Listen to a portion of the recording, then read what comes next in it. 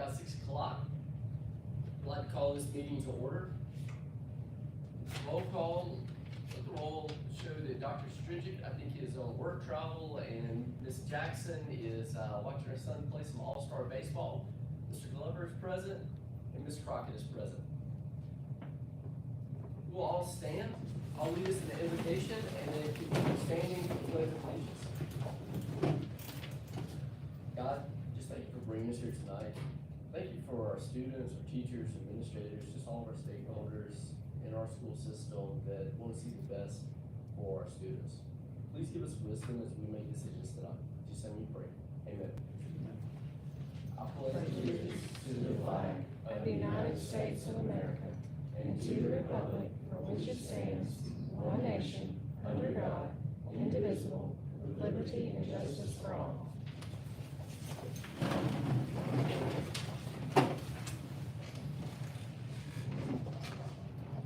Board members, you've received the agenda for the meeting. May I get a motion to approve the agenda?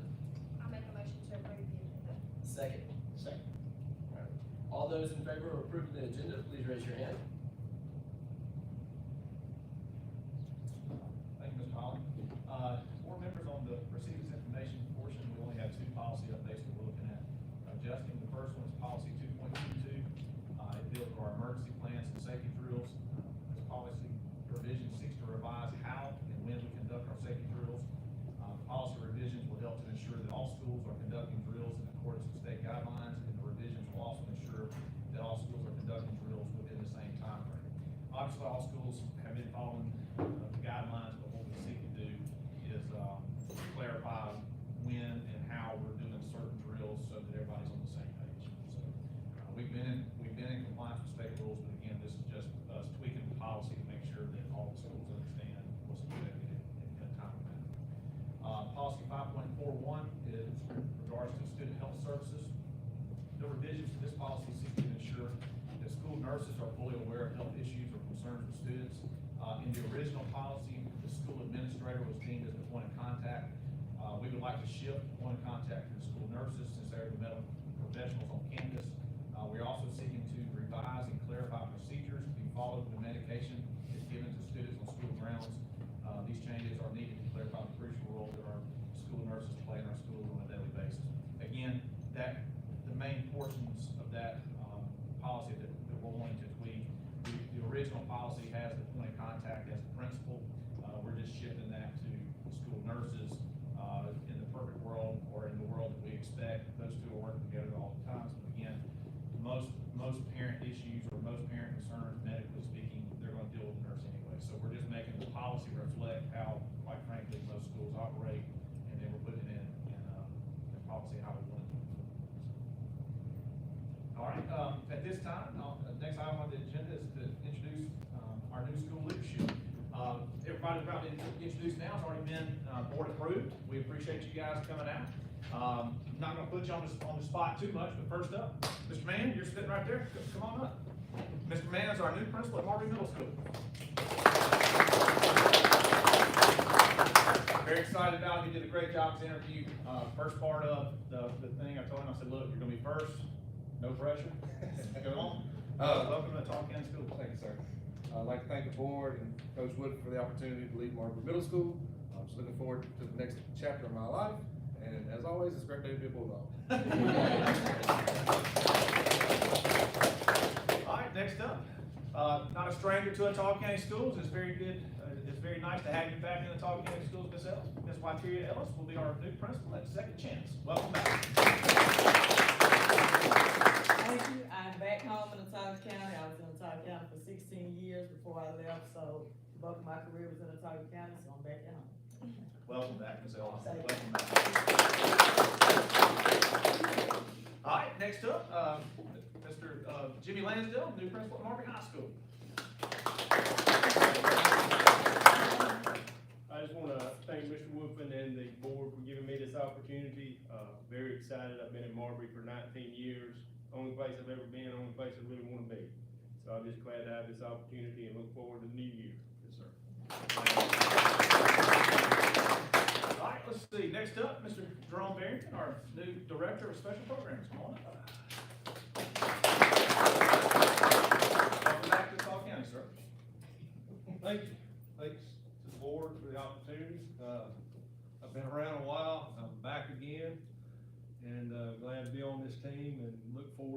making some changes and moving us forward. Thank you. Glad to have you. I want to go over some of the, central office, shifts in terms of who's responsible for it at the end, but, Mr. Barrington will be over basically all athletics and, things that function in that area, so, really excited to have you. Mr. Conyers, come on up, Mr. Conyers, our new coordinator of technology. Hoping you wouldn't see me back there. Ms. Thomas, make sure I didn't miss you there, I appreciate it, Ms. Thomas. Congratulations. Thank you. Thank you, board, for giving me this opportunity. I look forward to just seeing, where we can take the future of the district with their technologies. So, we're gonna lead the way. Glad to have you. Very excited about all of our new administrative hires. Each person has their own unique set of abilities that we look forward to seeing what all the great things you make happen in the Talk County schools. And we're only as good as the people that are leading our schools, and we appreciate all that you do. And I know our teachers are excited, staff members are excited to have each one of them. So again, thank you. We're glad you're back. All right, the last item for this portion of the agenda, an on-site review for the Ottawa County school system was performed from October 24th to October 26th by the Alabama State Department of Education. The purpose of the review was to determine the compliance status of the school system's career and technical education programs and facilities in regards to regulations implemented with Title VI of the Civil Rights Act of 1964, Title IX of the Education Amendments of 1972, Title II of the Americans with Disability Act of 1990, and guidelines for eliminating discrimination and denial of services on the basis of race, color, national origin, sex, and handicap in vocational educational programs. During the visits, numerous employees and students were interviewed and facilities were evaluated to determine if the school system complied in all areas. The last time the system was reviewed was nearly 30 years ago. So, quick sidebar, the way the State Department looks at things is they rate them in terms of points, of eligible points. If you have been past 15, 20 years, obviously that makes your system move to the top of what's going to be reviewed. The district had not been reviewed in over 30 years, so obviously when it came time to rank the schools or the districts that needed to be evaluated, that pushed the Ottawa County to the top, because again, it had been 30 years in the way the criteria were. So again, that's what led to our review. The process recently concluded, and I wanted to update everyone on the findings from the review. So on the report they give us, they give you different areas that they evaluate. I'm gonna run through the findings on each one. There were no findings relating to annual notice of non-discrimination. There were no findings relating to continuous notice of non-discrimination. There were no findings relating to the designation of compliance coordinators. There were no findings relating to grievance procedures. There were no findings relating to admission criteria and access to classes. There were no findings relating to access for national origin minority students with limited English language skills. There were no findings related to counseling and prospects for success. There were no findings related to counseling of students with limited English speaking ability or hearing impairments. There were no findings related to recruitment and promotional activities. There were several findings pertaining to physical accessibility for students with disabilities on our facilities. Most of the facility issues were related to the age of our buildings. Again, it's been 30 years since this process has occurred, and obviously a lot of things have changed in that time. Every finding has been corrected, and several other improvements have been made as a result of this review. In fact, this review is one reason why we are trying to fix as many of our facility issues as possible with the limited state and federal monies that we've had. The last several board meetings, you've seen a drive from the Board of Education and from myself to any available dollars, let's push it to the facilities and make sure we're modernizing and updating. A lot of that was because of things that we did not get cited in on this, but when it's brought to your attention, we have to fix things. So again, this process has been a really good thing for us. It's made us analyze our campuses. It's made us analyze our procedures. Am I saying we have not made mistakes? Nobody's ever going to say that. But I can assure everybody in this room that we are looking at what we do, we're looking at how we do it, and we're trying to make improvements all along the lines. At this time, I would like to recognize 3 individuals that played a very crucial role in this process. Mr. Tony Camara, our coordinator of operations. Come on up, Mr. Camara. Mr. Ryan Blackman, our supervisor for maintenance. And Mr. Brock Dunn, our career tech center. Principal, come on. I just wanna say publicly, as these guys come up, this process took, is hours okay? Is that a fair statement?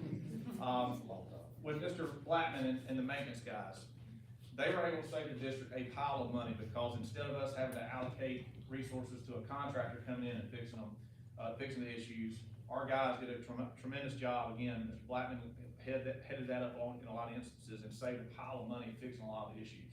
Again, some things that we saw, some things we didn't know were an issue. That's good to be reviewed. It's good to look at things from a different lens. The maintenance guys under your leadership did a great job. We appreciate all that your guys did. Mr. Dunn, this review kind of centered on career tech, and I don't want to be quiet and let you talk on it in just a minute if you want to. But they looked at everything countywide. Mr. Dunn was constantly having to speak with the State Department on a lot of issues. Did a great job. Again, countless hours. I cannot imagine. Again, if you don't mind, I'll let you speak on it in just a second. And then Mr. Cameron, coordinator operations, he had to head all this up into a lot of different moving parts. Gentlemen, on behalf of the board, on behalf of myself and everybody, I want to thank all three of you, because y'all went above and beyond on this stuff, and I appreciate the honesty that y'all brought me issues, and I appreciate how you guys all attacked the issues as we saw them. So, if you don't mind, let's give them a big hand. If anybody wants to speak on something, you're more than welcome. Well, I just want to say, you know, it kind of takes your breath away when you hear you've kind of been selected for something like this. But all of our percentages, there's several categories. Everything was perfect except for the years. And 30 years, I think 1992 was the last time we went through any review. So you kind of get shocked about having to go through something like that. But to see these guys, all the paperwork, all the things came back good, but these guys were out measuring handicap signs for the correct height, making sure you had the correct number of handicap spaces, sidewalks, things like that, doorknobs. It was an incredible experience. And the people that do this review, there's only 4 reviews done in the state each year, and we've been 4 because it's been 30 years. So it was a great experience, and they were very complimentary of our system, our leadership. Now there was notebooks after notebooks after notebooks of things that we had to put together. But it was a learning experience for all of us. You know, Career Tech, it's because we get the Perkins funds. And so, you know, anytime you're receiving federal funds, you have guidelines you have to follow. And so we were excited to hear of the things that went well. You know, we're excited to be able to continue to offer Career Tech courses in our district and help our kids. That's what it's all about at the end of the day.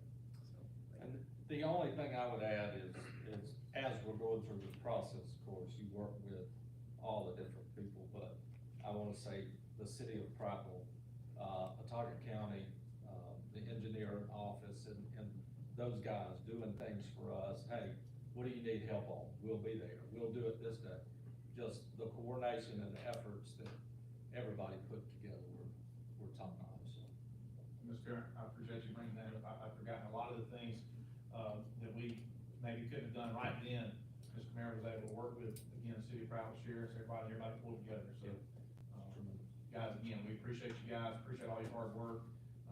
We're always seeking to make improvements on anything we do, but I do appreciate all the time y'all put in this project. It started in October. I got the email today that, hey, congratulations, y'all are finished with the process. It was very extensive, so thank you, gentlemen. We appreciate you.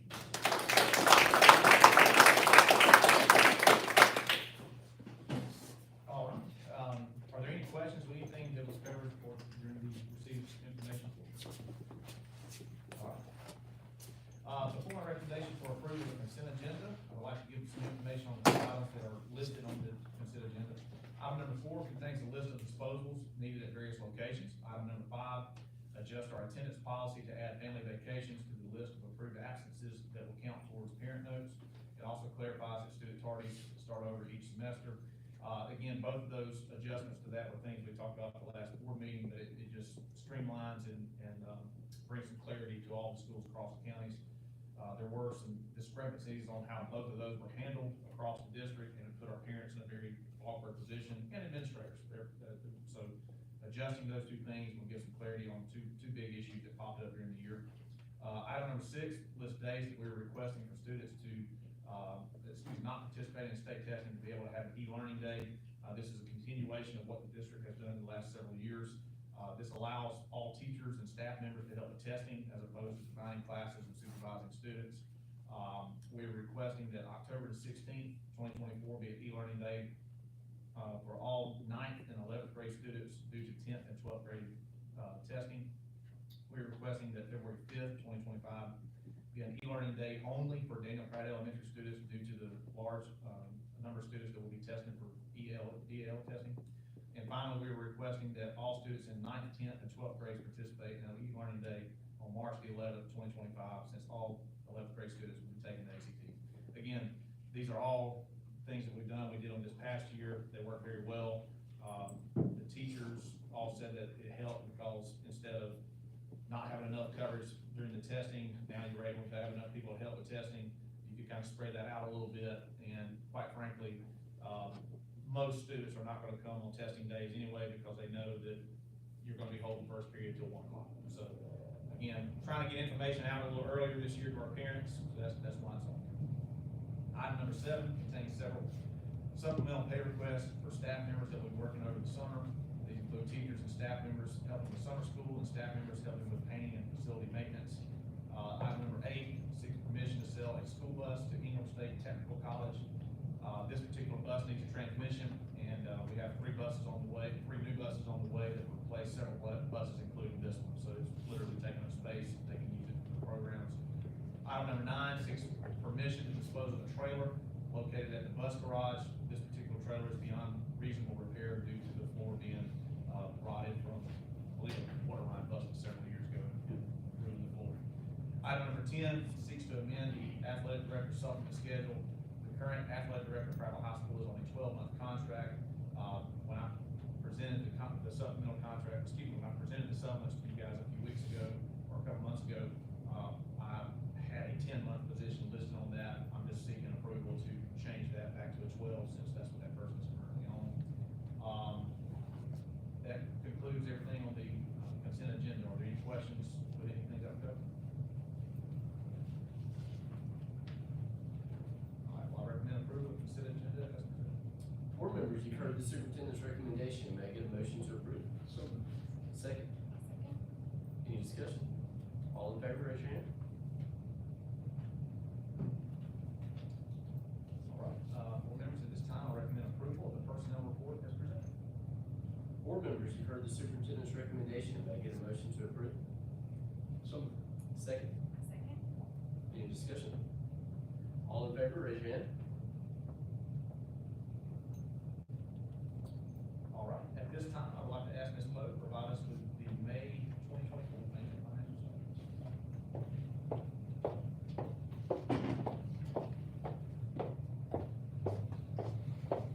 Good evening.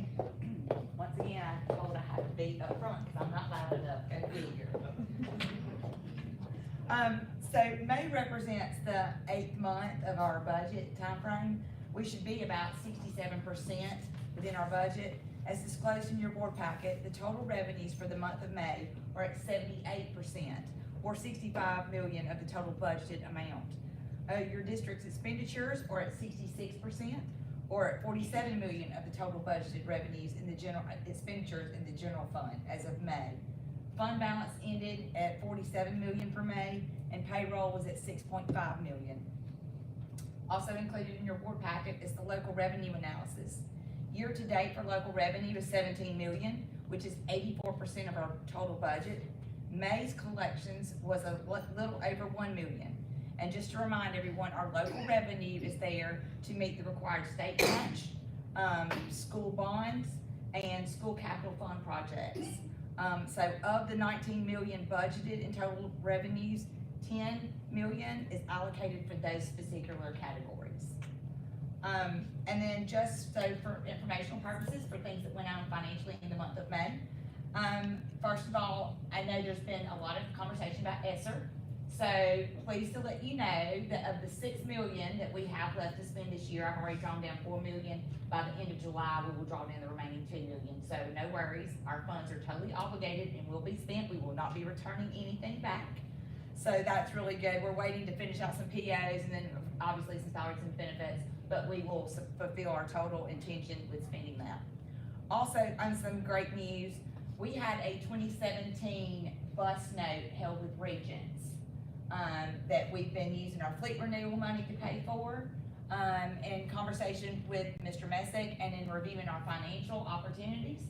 The bus mileage money that each school pays for field trips goes into a particular account, and that is to be reserved to help either buy buses, pay debt, or help offset transportation costs that the state does not.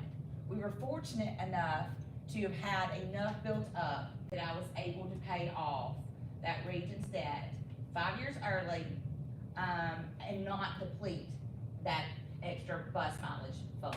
So that is one less debt that we have, so that has been taken care of in the month of May.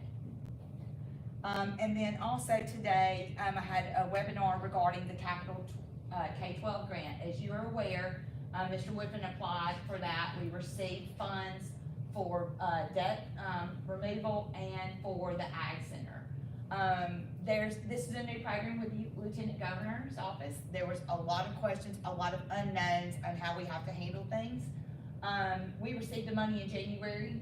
We have 12 months to start spending it. Not to have it all done, but to start spending it. And we are allowed to make one modification, which we will need to make. We're gonna change the bond series year, due to callable bonds. We expect to have that information out in 2 weeks. We had a webinar today across the state on how this is gonna come through. So just to keep you updated on that, while we've not started with any of it yet, I know that the architect is working currently on the Billingsley project. So I don't see any stumbling blocks with that down the road. However, we're supposed to have 2 years to spend this money, but in my modification that we get back, I plan on asking for some extensions just in case, because we don't know what's gonna happen. We don't know timelines, we don't know construction deliveries, so we will request an extension on the project, even though we don't really think, but I get the one chance to modify, and so we're gonna take that approach. Any questions about the May's financials? It's exciting to get rid of that debt. It is. It's, especially for buses, just for the people in the audience, it's like literally we're the people that are financing our car for 9 years. I mean, you can do it, but then it depreciates, it's breaking down, and you're backwards on it. And so as much of that debt as we can get gone is. That's the goal. That's the goal. Thank you very much. Thank you, Ms. Bowler. And again, you shout out Ms. Bowler's staff at PLC. She's doing a great job trying to figure out how to pay down debt as quickly as possible. Our 3 shelves are not very large shelves, but by golly, we're moving them as much as we can. Thank you again, Ms. Bowler. At this time, I recommend approval of the May 2024 bank and financial statements as presented. Board members, you've heard the superintendent's recommendation. May I get a motion to approve? Make a motion to approve the May 2024 bank statements as presented. A second. Second. Any discussion? All in favor, raise your hand. All right, got a few items tonight on the superintendent's report. First off, I'll put 2 more people on the spot since we just approved the personnel action. First up, Dr. Holloway, come on forward. Very pleased to announce that, Dr. Holloway is gonna be our new federal programs coordinator. I'm looking forward to how he's gonna grow that program, and he's done a great job for us. So Dr. Holloway, congratulations. I know you got big plans, and, you got like a 20-minute speech prepared for us, right? No, sir, I just want to thank you guys, thank the board for an opportunity to grow and continue to become a professional in my craft. Thank you. Doing a great job. We're just glad to have you. Yes, sir. And then, board members, you know, and I'm gonna go into this in a little more detail in just a minute. We're starting a virtual school. We've had a program for a while, and now we're gonna move into a school. I'll go into the reasons for that in just a minute, but Ms. Jerkins, come on up. Lori Jerkins is our new virtual school principal. Congratulations. Congratulations. Yep, thank you. Thank you, board. I'm excited. This is new. It's new for all of us, but I'm excited to delve into it. teacher at heart. I've, been an assistant principal, and I'm ready to do this, and excited to see where it takes Watauga County and its students. Thank you. Got a big task, I know you can do it. Thank you. All right, on the heels of that, virtual school update, we will be opening our virtual school enrollment back up here very soon for applications now that we've hired a principal. We will be working with Edgenuity, that's the platform that we've always used with the program. But what we've been able to do is move some ESSER funding that we have obligated for the, for 2 years after now. We moved it to this year to be able to get this program up and running. So again, we're trying to use the funds that we have that are not very plentiful in the best possible way. So, Edgenuity is gonna provide the teachers to begin with. Long story short, what we're trying to do is get enrollment to the point where we can have basically 250 students. If we get to 250 students, then next year, all the positions will be funded at the state level. So I can see a world where once we open this up and we get a lot of students in, hopefully in the next few weeks, if that enrollment grows, then we'll probably start adding some staff members. We'll look at it from a needs-based assessment. This year will be very difficult. I was very upfront with everybody in the interview. The task of getting this up and running will be very difficult. However, I do think that we're trending this way, whether we like it or not, in education. I've been asked many times, well, why are we doing this? Well, when we originally had, last year we only had, I think, about 50 students in our virtual program. When we opened up those applications, the application portal a few months ago, it shot up to 110 right off the top. That was just grades 6 through 12. We're gonna open it up K through 12. Again, we've had a lot of elementary principals reach out to us and want this opportunity. So we're gonna go all in and try to use the funds that we can to try to get this going.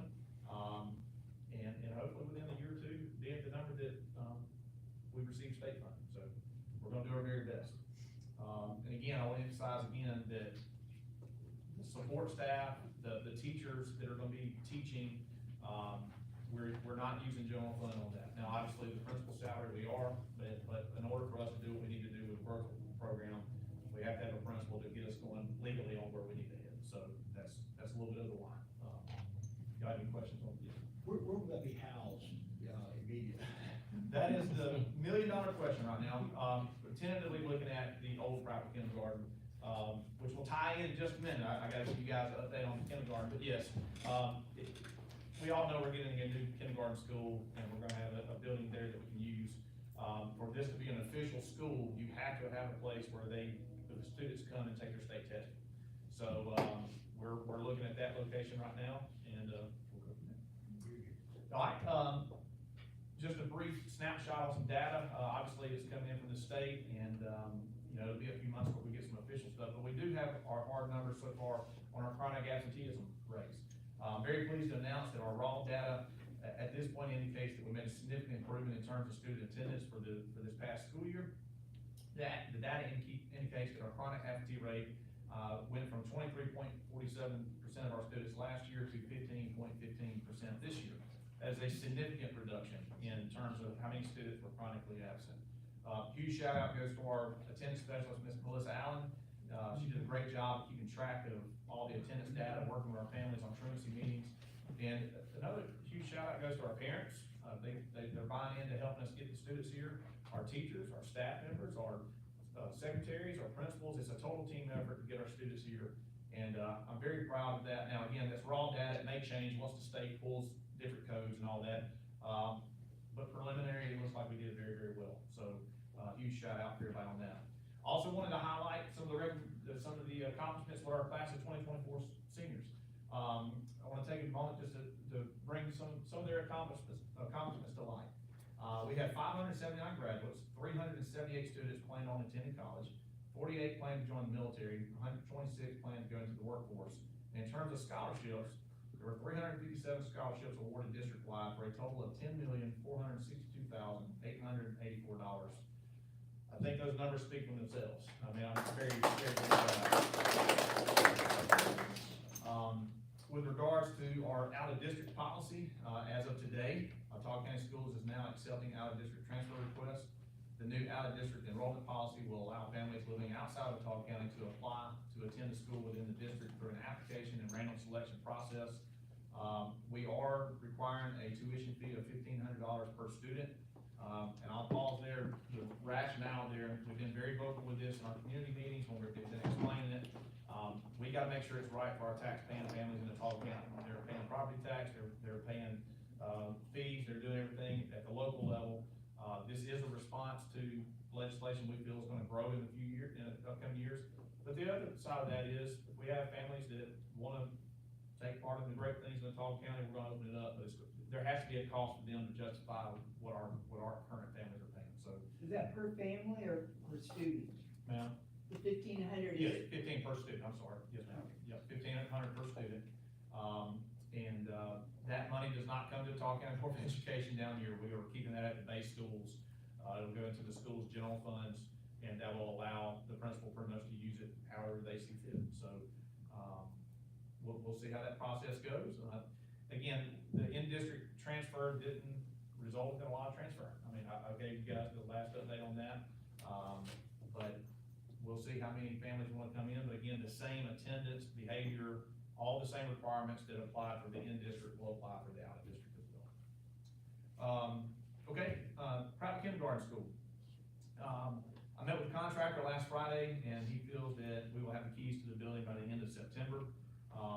As you know, we've been planning on moving into that facility in January. I regret to inform everyone that we are having several issues of vandalism in that building. And the way that this works is right now, yes, that's the contractor's responsibility.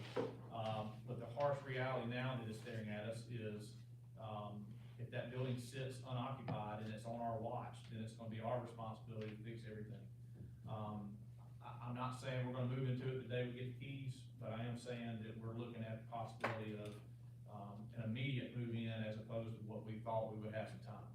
Now, the other issue that the only other thing that we need to make sure everybody understands is, obviously, when you have new construction, you have a warranty period. And if we allow the building to sit from September to December, well, we're also missing some months there that maybe some things were missed during the punch list, exit walkthrough that we won't know until you get in there. It's just like when you build a house.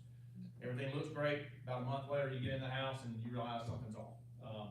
So with all that being said, I do envision a world where, you know, if we get those keys late September, we come up with a transition plan, we may have to allow Prattville Kindergarten to go virtual for a week or so, to hire a moving company to move everything from the old kindergarten building to the new one. It's not ideal, I'll be the first to admit that, but again, with the vandalism and with the liability on the, not the liability, the issues with the warranty, I think we're going to get in there as quickly as possible. And I will say this too, not to sound bad or anything like that, we are working leads on who's vandalizing that school, and when we catch them, private police department is aware as well, and we will be enforcing the full extent of the law. It is significant damage in that building, and it's happened 3 different times, and we have some leads, and again, we're working with Prattville PD on that. That just can't happen. I know we all feel that way, but it's highlighted the fact that we cannot let that building that we're putting roughly $30 million into, we cannot let the building sit there idly as we get ready to move in. Mr. Wolfie, is there a possibility that we may consider delaying the, start of school for kindergarten? We've looked at it. The issue we'll run into is the daycare, all the daycares across the city, they tie into our schedule as well. So if we push the start of kindergarten back, and legally we could, well, that also throws off family dynamics on paying for daycare and all that. Now, if that process moves forward, and depending on if all the desks and everything that we've ordered, if it comes in a little early, that whole process may speed up. And at that time, if we're talking about a couple of weeks, I think that's a lot more palatable for our parents. If it's the end of September or early October, I just don't know any other options other than have to go virtual a week or so and get everything moved out. So again, it's not ideal, but again, I'll remind our parents and our teachers, it's an exciting time. You're transitioning to a building that is absolutely gorgeous, and I think it's going to be a big move for our community as well. All right, any other questions on that? I got one more update, but I'm gonna let Ms. David pull that up for us. know there's been a lot of questions on, central office and how we're organizing things. Let me go to the bottom here and make it a little bigger. How about that, Mr. Conyers? You wasn't expecting me to know how to do that. For you. Believe it or not, I used to be a teacher, and I miss my teaching days someday, I'm not gonna lie to you. All right, so a couple things I just wanna make sure the board and everybody in attendance understands. Part of what we've done this year is analyze everything that's been going on in terms of who's doing what, how can we hold accountability with all people involved, but also how can we support our staff, our people. I know there's been a lot of confusion out there that we're adding a bunch of positions. That is not the case. What I'm gonna show you right now is honestly from 22 till now, and then what I'm projecting next year, now that we've been able to hire Mr. Holloway as well. The number of people in the central office is the same number that we've had. If you wanna get into the accounting of it, but how positions were paid for, at most, you're looking at +1, and I'll go into what different people are doing a little bit, and that'll kind of explain. I think we're doing pretty good, honestly. But anyway, obviously, now I said that, now I'm not gonna be able to do it.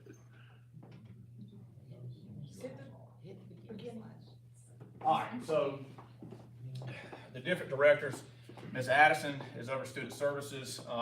What we did with this position, we added elementary sped and secondary sped. That's Dr. Tarantino, Mr. Daly. They're doing a great job.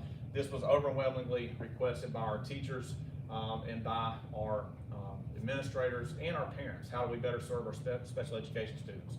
Our sped numbers have increased like many districts dramatically over the last several years. This is allowing us to better tailor the students' needs to the specific grade levels.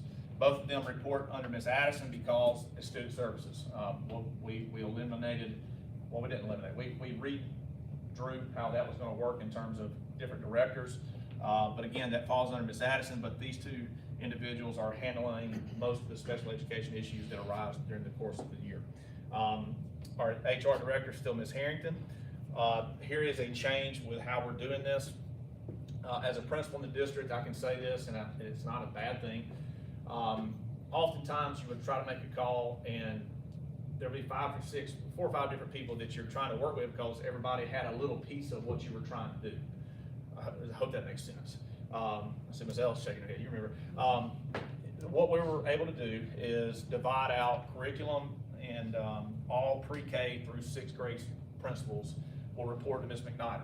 She is in charge of all the curriculum. She is the day-to-day supervisor for pre-K all the way through 6th grade. So all your schools, Prattville Primary, Prattville Elementary, Prattville Intermediate, Pine Level, you get the point. That she will supervise those principals and anything that occurs in those grade levels. Now, obviously, we have 2 K through 12 schools. They will fall under the direct supervision of Dr. Marsh, but she will also have to help with obviously the curriculum in K through 6. So those principals will have a direct supervisor of Dr. Marsh, but when they get stuck on a curriculum question or if there's something that relates to something in K through 6, Ms. McNider will be who they come. Dr. Marsh, we introduced him at the last board meeting.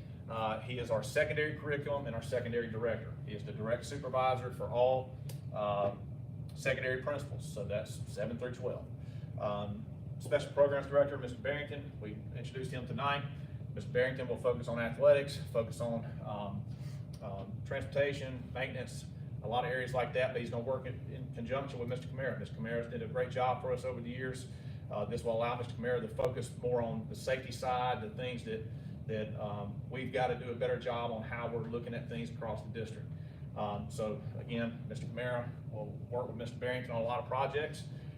Federal Programs Coordinator, Dr. Holloway, again, Federal Programs is kind of its own entity, so he handles that. Our Technology Coordinator, Mr. Conyers, will supervise the technology department, will also be responsible for our centralized registration. Basically anything technologically related, Mr. Conyers has. And I just went over the SPED breakdown. So again, what we're hoping to gain out of this is clearer lines on who's responsible for what, better service for our principals when they have a question, and I think they'll tell you, several of them are here today, I think they'll tell you that was much better. That we were able to service our principals' needs better this year. Now, just like anything, we're always looking to improve. These changes reflect that we're trying to streamline a little bit, but also allow for, growth within each department. So, again, I want to say this one more time, the total number of people is right in line what it's always been. There was some, the title changed, so people thought we were adding positions. We interviewed, we opened it up, we hired positions, and the title may have changed, but it's not an additional position. So, any questions, board members on that? We are still, for a system our size, we are still understaffed. I'm not being ugly when I say this. What our central office staff does every day, for example, I'm gonna use Ms. Harrington for example.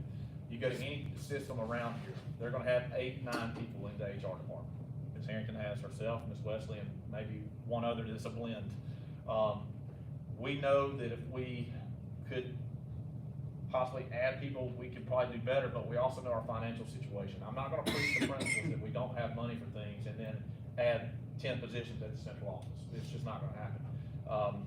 Our central office is very dedicated to what we're trying to do, as is our principals, as is our teachers and support staff. So, we're all, I made a joke earlier about the 3 shells that aren't very big. We're all doing all what we can, what we have. And, I do believe these changes are needed. Our technology department is so understaffed. I see Ms. Ray back there, like, when you compare our technology department compared to others, guys, I'm not exaggerating. Like, we may have 5 and districts our size have 10 to 15 people. So Mr. Conyers, one of the main things he's gonna do is bring the administrative viewpoint on what's needed, try to help us move forward what our technology needs in the system, but also how can we make some changes there with what we're doing. In a lot of places, you're gonna fight a manpower issue, but I'm very pleased where we're at. I'll say it like that. I do believe we're gonna move forward and even have a better year next year. Now, we are changing a lot moving into next year. When you're talking about centralized registration and you're talking about a lot of these changes that are coming, I'll be the first to admit, I'm nervous about next year as well, because you're making changes that have never occurred in the system there, and we're very used to doing things a certain way. I am not gonna sit up here and tell you that everything's gonna go flawlessly the first couple of weeks of school. But I will stand up here and tell you, we're doing everything we possibly can to meet the needs as we know they're there and try to fix them as we move forward. So, yeah, so. Yeah, I do want to say this. I know when you interview and you hire, and we had a chance to really get to know you and speak of things. Mr. Wolfen, I gotta say how proud I am of the job that you guys have done. Not just you, but especially you, but so much of your staff in creating what I knew was so important to you. And this has been needed in this system for a very long time. And to accomplish that, we have an anniversary coming up, by the way, real soon. It's your 1-year mark. Is it? But, seems like a lifetime, I know. But,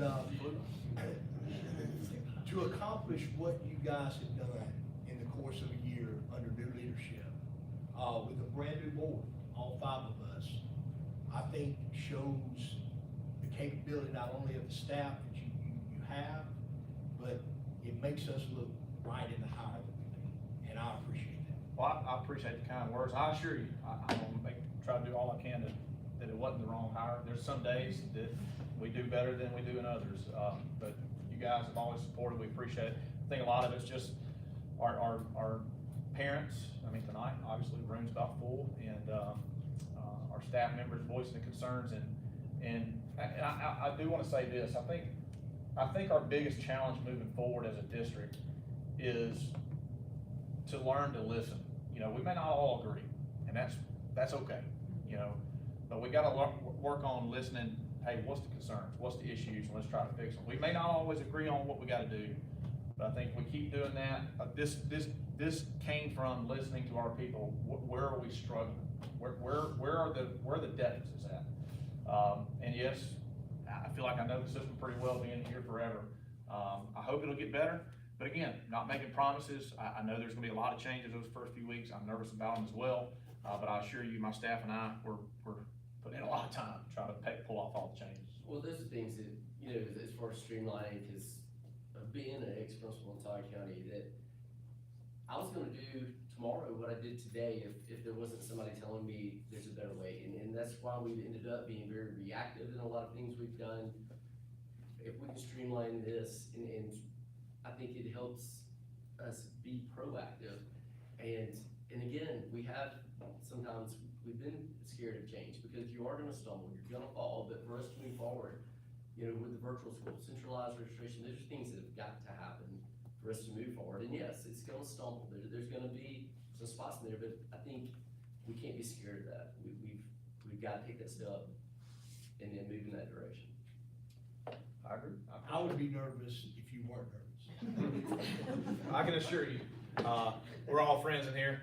My kids joked the other day, Dad, you might as well just shave your head because you about bald. Son, you're right, because it is expanding by the day, but I'm enjoying it. I hope our people see we're trying to improve our school system, and, you know, all my hires here tonight, first off, I'm gonna say this, y'all could've left at any point, it shows a lot of dedication, y'all. But I'm very excited about the future, and, it's a lifetime, honor to be able to serve in this capacity. I appreciate it. So, any other questions?